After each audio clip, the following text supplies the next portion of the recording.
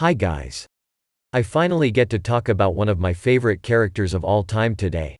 Although he is looking a bit more kawaii than he usually does. Let's set a course for Tatooine and make the jump to hyperspace, because today, I'm taking a look at the menacing Mandalorian. The killer clone from Kamino. The bounty hunter pilot of the Slave One, no matter what Disney is calling it nowadays. Boba Fett. Cosbabies have to be one of the most elusive figures ever made.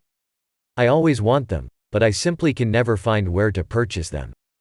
They show figure after figure at various conventions, but when push comes to shove, they seem to be overseas exclusives, or mainly a second-hand item here in the States, which stinks. I really like them.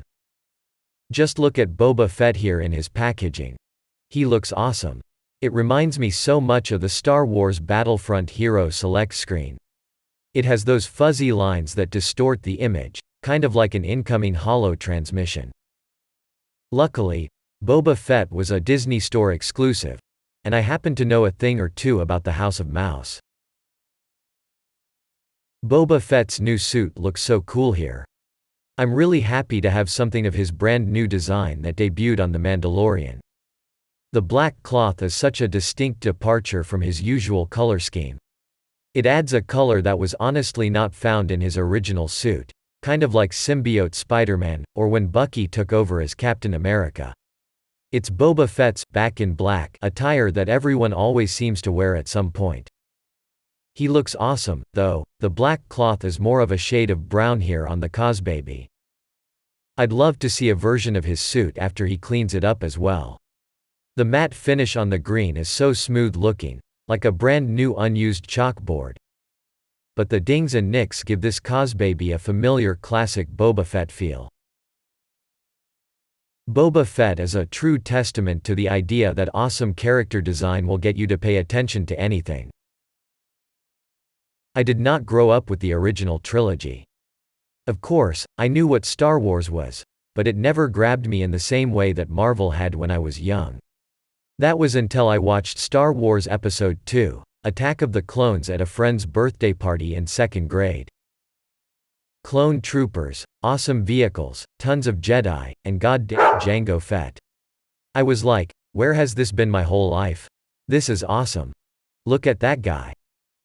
Jango Fett's insanely cool armor led me to look into Boba Fett, who somehow looked even cooler.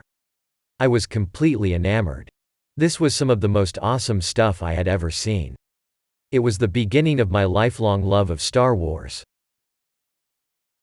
The Star Wars Cosbabies never really caught my eye. Don't get me wrong, I love Star Wars. I just honestly never saw any original or prequel trilogy characters. I remember seeing Rey and Kylo Ren, but they didn't strike my fancy. I never knew they made so many though. Once I saw these Mandalorian ones pop up, good lord. I started scouring around to see what I had missed, and Jesu Christo, they've made so many good ones. Vader, Stormtroopers, even a Christmas special Boba Fett. It stinks that I missed them, but I'm really happy to add Boba, as well as Bo-Katan and Ahsoka, to my collection right off the bat. They are all awesome characters, and you can't go wrong with 2 Mandos and a Jedi. If you're like me and you're jumping into the Star Wars Cosbaby line a little late to the party, this Mandalorian assortment is a great jumping-on point. The Mandalorian has a nice blend of new and classic characters, and because it's a subset of Star Wars with a self-contained story, you could collect the entire line and have it look complete without having an essential character like Darth Vader, since he isn't in the show. Just avoid Sasha Banks's character, whom I refuse to learn her name. After she performed a spinning DDT on Boba Fett, I almost hit the roof. What a ridiculously dumb and idiotic decision that was to put that in the show. First off, a DDT would do nothing to a man in almost unbreakable armor with his helmet still on. Secondly, a tornado DDT is one of the most insane wrestling maneuvers to attempt in real life.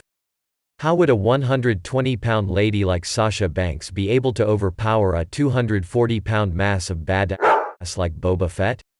She wouldn't and shouldn't, but did, and it was character assassination like I had never seen before. That's my rant. screw that noise, moving on. I hope to show off Bo-Katan and Ahsoka some more soon. Let me know down below if you plan on picking up any Cosbabies in the future.